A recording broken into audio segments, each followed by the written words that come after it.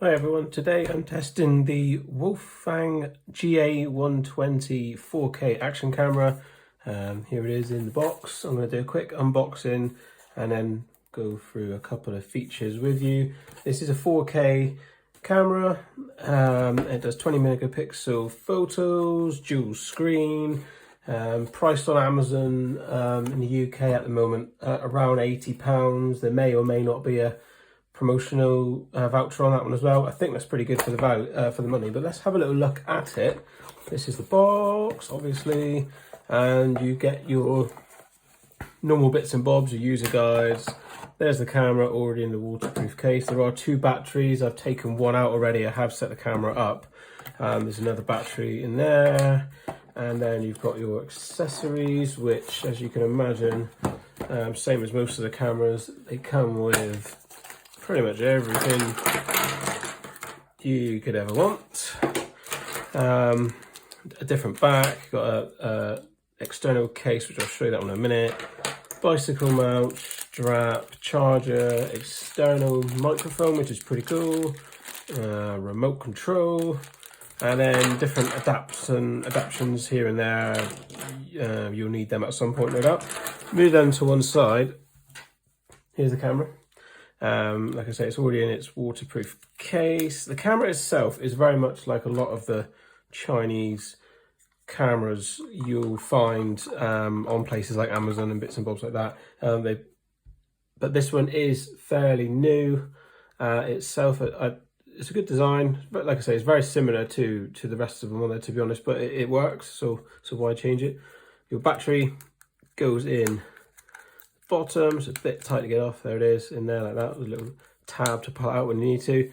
This is where you put your memory card. I've already put one in, and then your charger and data there.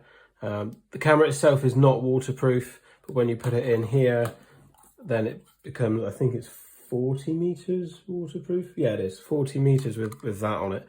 Right, so turn him on. So this one doesn't have touch screen, but actually the buttons on the side and the two on the top make it is very easy to use. This is not a problem to use it at all. You quickly pick it up. The camera also has Wi-Fi, so you can connect it to an app. Instructions on how to do that are in here. I've done it. It's very easy and it does work. You download them onto your phone or whatever. It's straightforward. So I've got the camera in 2.7K 30 frames per second with electronic image stabilization, which this camera's got. It does work like a lot of the other ones. It does work very well. It's important to know that when you're shooting in 4K 30 frames, which you can do, you cannot have image stabilization. So image stabilization only comes into play when you get to 2.7 30 frames, but 2.7 is still very good. You may not tell the difference between that and 4K anyway. So there's lots of settings. If you want to change them, you can go into the menu here. Where is it? Oh no, sorry, that was video. This is camera. Go into the menu. You've got your gallery, and then you've got your gallery for photos, and then you've got, you can change the resolution, image stabilization on or off, loop video, all the other bits and bobs. Microphone, if you want to use the external one, you change it manually in here to so rather than built in, you would change it to external, and then you plug that in just there. This camera has a USB-C charging, which is cool because that's one of the better chargers in my opinion. So your next bunch of settings, you've got photo resolution and different options there. You got your volume, whether you want your beep on or off. You can change all your ISO and your white balance settings if you want to. This does have dash cam mode, which I'll show you in a minute. For your car, it does work. It's very good. You just have to change a couple of settings on the camera. So you change car mode, put it on, and then you would change the upside down. I put that on so that it went up that way, and then I use that case. It doesn't come with a sticky mount for your car, but it does come with things like that. So, sorry, a suction mount. it doesn't come with, but it does come with this. So if you want to stick it to your windscreen, you can still do it that way. But it does work very well as a dash cam. Like I say, I'll show you that in a minute.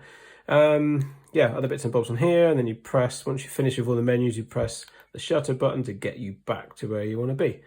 Right, I'm just going to show you some dash cam footage that I've downloaded onto my phone, and make what you want of it. I think it's very good, and it does work very well as a dash cam, and I may continue using it as a dash cam. Okay. So as you can see, going through, this is a bit of a rubbish day here in the UK, but that's on the front of my van. I use a suction mount for that. We're just about to go into a tunnel, so it gives you a good idea about how it can cope with the changing of light. I think it's pretty good at the minute. The wide angle lens, like 170mm wide angle lens, I think. Just about to enter a tunnel. The tunnel is quite dark inside, but actually the camera does a very good job of keeping everything looking clear and crisp. Like I say, there's rain on the windscreen of the van. It's not a great day. It's quite dull, overcast. So this is a really good test for the camera in these conditions. But as you can see, it's doing absolutely fine. It will record whatever you need to see. And they're just about to exit the tunnel, and you'll see how it copes with changing back into the daylight. And again, not a problem at all. Very clear. Yeah, very good.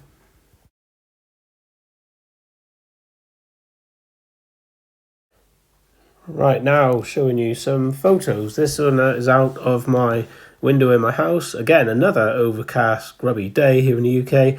And that's just a still photo with a 20 megapixel setting. It's okay, it's not the best, you know, but for what the camera is, I think that's perfectly acceptable. And I'm going to show you another one now of indoors with some flowers, close up, not macro lens or anything like that. Quite dark, you could argue, in the house. Again, the photo's okay, it's not the best, but for what you need it for, I think it's absolutely acceptable.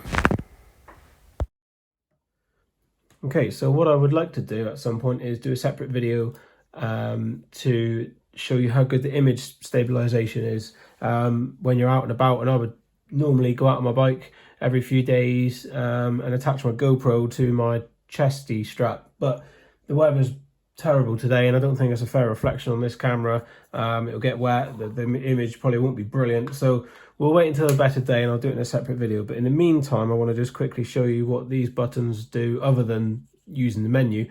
The top one is to turn your Wi-Fi on, so you short press that, the Wi-Fi will light up on that bit there, and then you can connect to your phone, download videos, photos, all that stuff. You can remotely control the camera as well if you need to.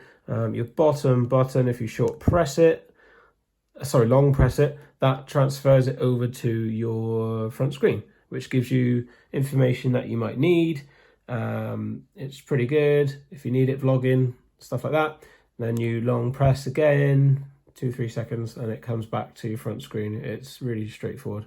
And I think that's going to wrap up this video. I do think this is a good camera.